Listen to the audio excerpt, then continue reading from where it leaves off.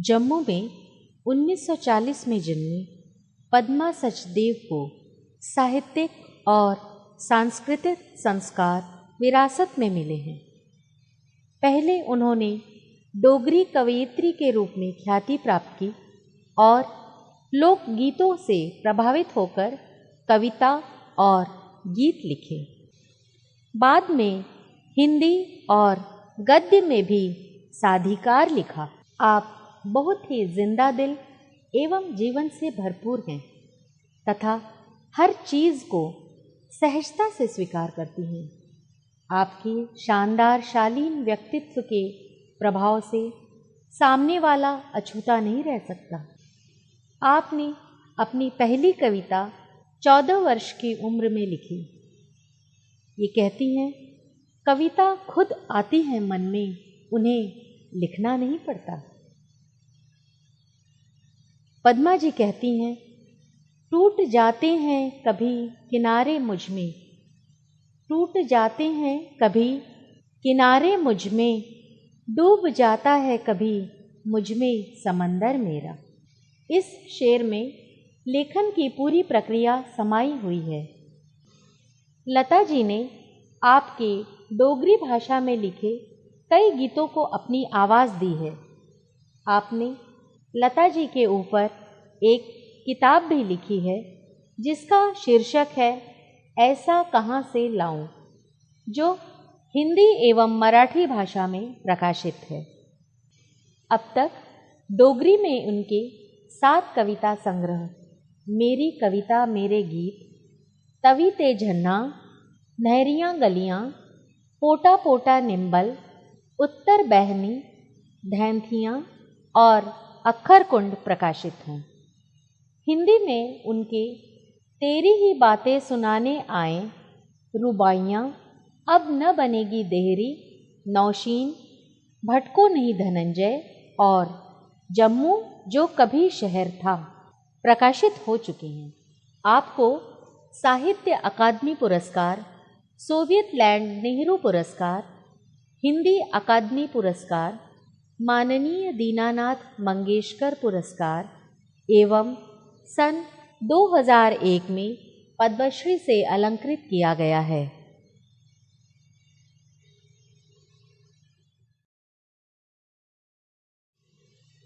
हिंदी साहित्य के मूर्धन्य विद्वान, हिंदी के प्रथम भाषा वैज्ञानिक, ग्रंथकार, भूतपूर्व हिंदी विभागाध्यक्ष काशी हिंदू विश्वविद्यालय, पंडित पद्मनारायण आचार्य तथा योग सिद्ध माता प्रभा देवी के द्वितीय पुत्र डॉक्टर राजेश्वर आचार्य प्रभावरंग बहुमुखी प्रतिभा के धनी रहे हैं।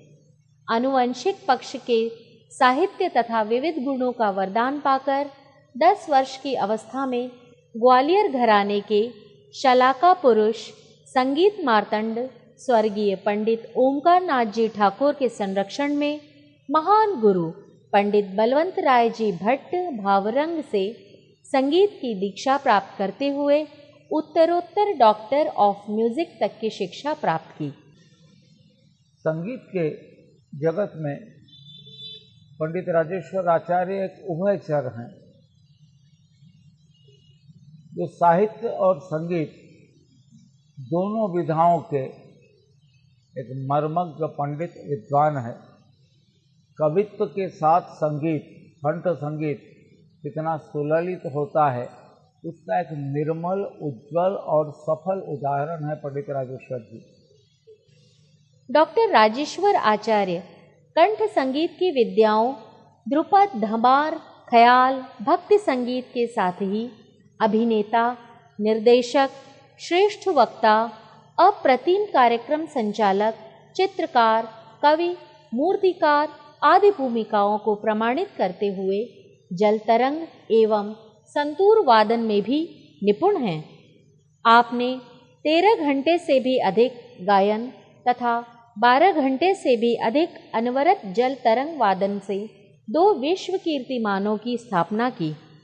आपने संगीत के क्षेत्र में विलुप्त प्राय होती हुई संगीत शैली ध्रुपद को पुनः जीवन देते हुए 1975 में ध्रुपद मेले का शुभारंभ किया। ये कला के प्रति उनके मन में जो प्रेम है और ये फलता फूलता रहे, ये सब चीज़ देखिए हर कलाकार में नहीं होता है। इसके लिए हमारे ख्याल से उन्होंने बड़ा त्याग भी किया है। श्री आचार्य के मंचीय कार्यक्रम के साथ ही इनका वैदुष्य, शिक्षण अनुसंधान तथा मौलिक सांस्कृतिक आयोजन, संयोजन, संचालन, पत्र पत्रिकाओं द्वारा सदा सराहनीय तथा आदर्श रहा है। आपने विविध रागों में अनेक बंदिशों की रचना, नूतन रागों का सृजन एवं भारत की विशिष्ट साहित्य कृतियों को संगीतबद्ध करते हुए उनका गायन भी किया है। वर्तमान में डॉक्टर आचार्य संगीत शिक्षण एवं सांगीतिक रचनाक्रम में सक्रिय हैं। काशी के अंदर महादेव का अभिषेक होता है, रुद्राभिषेक। मुझे लगता है ये अवार्ड उसी तरीके से एक अभिषेक है, एक विद्वान का, एक काशी की पहचान का। चिरागी धैर्य सम्मान के लिए डॉक्टर राजेश्वर आचार्य को हमारी हार्दिक शुभकामनाएं हैं और हृदय से उनको आशीर्वाद है। आइए अपने मेहमान यानी पद्मश्री पद्मा सचदेव जी से अनुरोध कर रहा हूं और डॉक्टर राजेश्वर आचार्य जी से विनम्र निवेदन कर रहा हूं कि मेहरबानी करके आप आएं ताकि हम आपका सम्मान कर सकें। तालल्ला बनारस चश्मे बद्दूर बहिस्ते खुर्रमो फिरदौस मामूर इबादत खाने नाकुसियास्त हमाना कावे हिंदुस्तास्त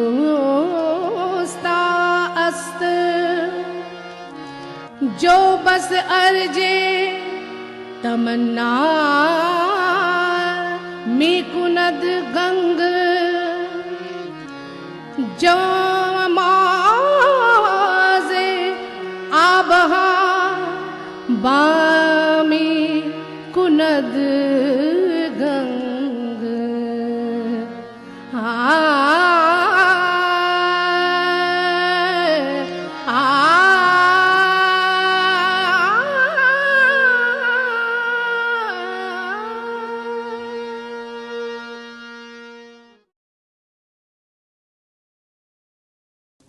आप सब काशीवासी जितने हमारे मेहमान हैं उनको तो मेरा प्रणाम और बहुत बहुत धन्यवाद है कि ये चौथा साल है चिरागे दहर का और आप लोग इतनी तन्मयता के साथ हमारे साथ लगातार जुड़े हैं। हमारे मीडिया भी, उनका भी बहुत बहुत शुक्रिया जो इस तरीके से इस अवार्ड को लेता है। लेकिन वक्त इनका है कि ये लोग दो दो शब्द हम लोगों को अपने आशीर्वाद के कहेंगे, पर दो शब्द मैं उससे पहले छीन ले रहा हूँ अपने हिस्से में। पहले पद्मा जी को बोलता हूँ क्योंकि लेडीज फर्स्ट, तो पद्मा जी के लिए बस इतना कहूँगा कि ये पूरा कार्यक्रम लता जी को समर्पित था और ये था कि लता जी ने मुझसे कहा फ़ोन पर कि मेरी बड़ी इच्छा है कि मैं बनारस आऊँ, लेकिन अभी स्वास्थ्य भी नहीं इजाज़त दे रहा है और थोड़ा मुझे बाहर कुछ विदेशों का कार्यक्रम है। तो मुझे लगा कि अगर लता जी नहीं है तो फिर लता जी की परछाई पकड़ करके हम ले आते हैं। और पद्मा जी वास्तव में पिछले 40 सालों से भी अधिक समय से लता जी की परछाई हैं और आज यही समझिए कि पद्मा जी भी यहाँ उपस्थित हैं और लता जी भी उपस्थित हैं, तो बहुत हमें खुशी है। और एक और अच्छी बात कि इन्होंने जब लता जी पर बायोग्राफी लिखी तो उसका टाइटल जो रखा, ऐसा कहाँ से लाऊं, ये मिर्जा गालिब के शेर का वो मिसरा था कि ऐसा कहाँ से लाऊं कि तुस्सा कहूं जिसे, आईना क्यों न दूं कि तमाशा कहूं जिसे। ये मिर्जा गालिब का शेर था और इतना मुझे पढ़ करके इस टाइटल को इतनी जलन हुई पद्मा जी से कि इतने दिन गालिब के बारे में अच्छा सोचकर, लता जी के बारे में अच्छा सोचकर मैं इतना अच्छा नहीं सोच पाया। और दूसरा जो हमारे बीच में संगीत मार्तंड कहूँ कि साहित्य के विद्वान कहूँ कि महान वक्ता कहूँ कि अद्भुत व्यक्तित्व कहूँ, लेकिन राजेश्वर जी को सुना तो मैंने बहुत छोटे समय से देखा, कभी संकट मोचन महोत्सव में, कभी ध्रुपद में, कभी कई जगहों पर, काशी पे। कई बार सुमन जी के साथ बात करते करते अचानक ये आते नागरिक मंडली में और कुछ सुमन जी को समझाते या झड़पते निकल जाते। वो भी मेरा इनका ताल्लुक दूर का था, केवल आवाज का रिश्ता था दूर दूर से। लेकिन जब मैं इन्हें पिछले दिनों मिलने के लिए गया तो मैंने उस दिन समझा कि आखिर चिरागे दैर के लिए इतना उपयुक्त व्यक्ति कैसे हो सकते हैं आचार्य जी, कि इतना अच्छा मनुष्य मैंने बहुत मुश्किल से देखा है, जिसे इतना कुछ आता हो और उसके बावजूद उसमें लेश मात्र का अहंकार न हो कि मुझे कुछ आता है। तो मुझे सुकरात की याद आ गई कि जब वो अपने बुद्धत्व के चरम पर पहुंचा तो उसने कहा कि जब मैंने सब जाना तो ये जाना कि मैं कुछ नहीं जानता हूं। तो आचार्य जी ऐसे ही अद्भुत व्यक्तित्व हैं। अब मैं कहूंगा कि 2 शब्द आचार्य जी अपने आशीर्वाद के कहें और फिर पद्मा जी अपने आशीर्वाद के कहें। माफ करें सोमा जी, आशीर्वाद तो मैं नहीं दूंगा, क्योंकि अभी बताया गया 1940 में पद्मा दीदी आई, मैं 3 साल बाद आया। इसलिए आशीर्वाद देने का अगर हक है तो सम्मानित होने वालों में आप बड़ी हैं। दूसरा खतरा यह है कि मेरे पिता का नाम पद्म नारायण आचार्य है, आप पद्मा हैं। इसलिए भी ओमा जी अपने ओम में तो सब समाहित रहता है, बड़े बड़े विशेषण लगा दिए, बहुत कुछ किया। चाहे जितनी ढोंग करे आदमी, कोई भी ढंग अपनाए, लेकिन कम से कम मंदिर में या सम्मान के बदले झूठ नहीं बोलना चाहिए। ये सारे विशेषण मुझ पर कैसे लद गए भगवान जाने। मैंने हथियार को हाथ भी नहीं लगाया और अपराधी बन गया सर्कमस्टेंशियल एविडेंस या किसी कारण।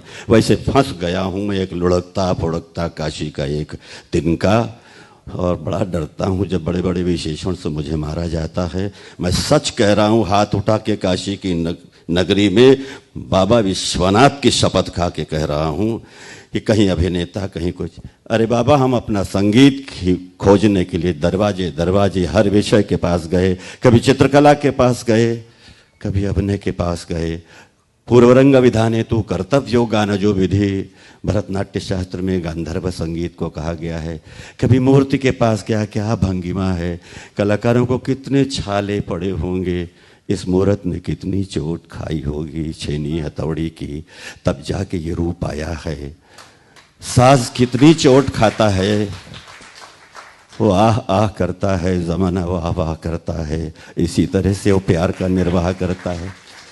चित्रकला के दरवाजे से लौटा, लोगों ने चित्रकार कह दिया।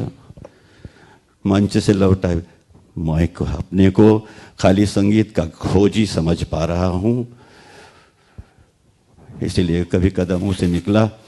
आज से 50 साल पहले गालिब की शताब्दी के लिए मेरे मित्र ने कहा, काम करो पैसा दो, तो कुछ नहीं दूंगा। एक प्रकोष्ठ ऐसा बनाओ कि जिसने गालिब को परेशान जिसने जिसने किया था उसको गाली देने का एक सत्र रखो तो मैं सहयोग दूंगा। कहा तुम एक अराजकवादी हो, तुम रचनाकार हो कि ध्वंसक हो। हमने कहा एक शेर दे रहा हूं, ले जाओ। को वक्त न समझा कि किस जानिब आया, जात पात राज छोटा ऊंचा बड़ा सत्ता, इसके बलबूते इसी भारतवर्ष में किसी सत्ता के रहते हुए गालिब को जेल जाना पड़ा था। ये वक्त का बहुत बड़ा दाग है। वक्त न समझा कि किस जानिब आया, वक्त को गालिबन गालिब आया। ये प्रतिक्रिया थी एक अबुझ आदमी की। मैं तो मात्र इतना कहता रहा कि भाई ये भूषित हैं, ये फलाने हैं, ऊंचे पद पर हैं, हम तो ऊंचे ऊंचे पद के पद में हैं। ले लो अपनी जन्नत, ले लो अपनी जन्नत, हमें जहन्नुम दे दो। शर्त इतनी सी है, 7 तरन्नुम दे दो।